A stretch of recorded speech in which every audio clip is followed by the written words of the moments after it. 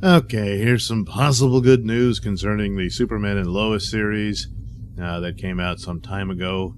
Here reported from Bounding into Comics with self-described SJW Nadria Tucker.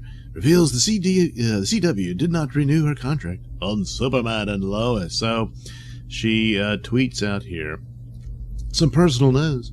Wednesday, I got word that my contract on Superman&Lois won't be extended. My service is no longer needed. My outline and draft subpar. Obviously, I disagree with that last bit, LOL. This, after months of me flagging #MeToo jokes in dialogue. She continues, of me defending the Bechdel test. Of me fighting to ensure the only black faces on screen aren't villains. Of me pitching stories for female characters. There's one in the title of the series that went ignored. If I sound bitter, it's because this one stings. So this is part 2 of 3, so we continue. I've been assured by colleagues that I was great in the room, so I know I'm not nuts. They're probably terrified of you. I debated whether to post this, but my own mental well-being depends that I do. The only way shit changes is to expose it. Red heart, blue heart, / end. I wanted to get it, accurate, Okay, so this is all she did, is run around and perpetuate grievance industry nonsense. Bechdel test is one of these ridiculous absurdities where you fight sexism by being sexist. Black characters are not all villains and criminals, so that's just in her imagination. But some of the best characters are the villains. So you're denying all these black actors these great characters and whatnot. It's just like Titans. Starfire is played by a black woman, but her sister's a villain. Well, wouldn't they both be? Of course, they're aliens, of course. Yeah. But anyway, yeah. This is stupid. Female characters, so it's got to all be female. Every time there's any too many men in the room or whatever, this is a reason for her to bitch and moan. But she doesn't provide anything. She doesn't have any story ideas, it appears, because she doesn't mention any of that. She says, Mom, I wasn't subpar or whatever. But she's going on, and she's, she's just constantly bashing people over the head with this stuff, and enough already, and she's not producing anything. Plus, they need to make money, and they spent years of these franchises and companies and studios and whatnot crapping on their audiences, and now they're broke, and now they're facing yet another massive lockdown because, well, apparently that's where the election went, so... And the irony of it is they bankrolled the party that won, And so anyway, Tucker's comments about Superman&Lois are not out of the ordinary. Back in 2019, Tucker took issue with a photograph of a writer's room from David Simon's writer's room. Day one, a new project. Too many smiles, notepads empty. We shall address these affronts promptly. So there's the picture. Can you see what the problem is? Some of these do not belong. So, Tucker noticed. So she's, what is it? In response to a user calling for Simon to hire more women, he wrote, "No, not for this room. The expertise gathered for this content is precise. Other contemporaneous rooms in prep are underway for BD, have more women than men. But thanks for the critique." Oh, Nadria didn't like that.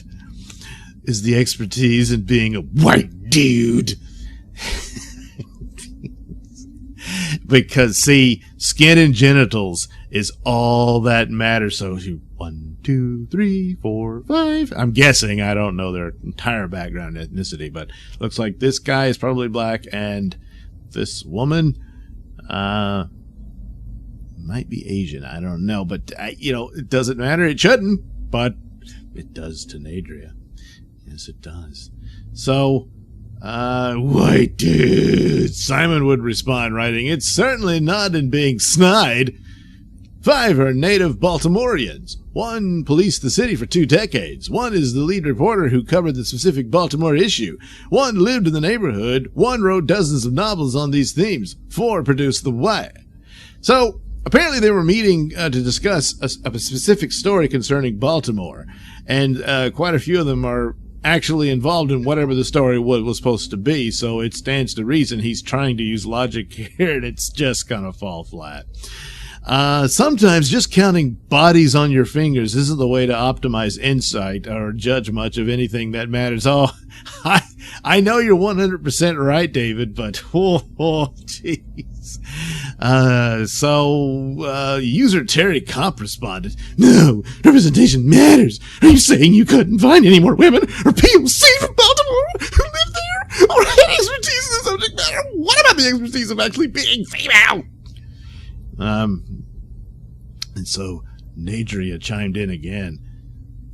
"That's what he's saying. Worse, he's ignoring our criticisms and doubling down." He's not ignoring them. He just shot them down and destroyed them. Because the bigots here are you two. Yeah, that's right. All you care about, skin and genitals. Not the purpose of what the story was. No. The picture doesn't look right to me. So he responds, well, this guy's got a pair, huh? Tripling down. "I know this room.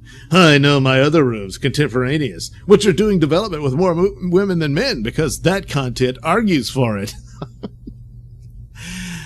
Oh, boy. Tucker also made it clear she is against police departments across the United States of America. Tucker shared his support for Black Artists for Freedom back in June. The number 1 cause for Black Artists for Freedom on their website is for cultural institutions to break ties with police. Yeah. That's like a lot of those city councils and stuff are called for defunding the police, and now they're screaming and complaining about there aren't any cops available to deal with the spike in crime.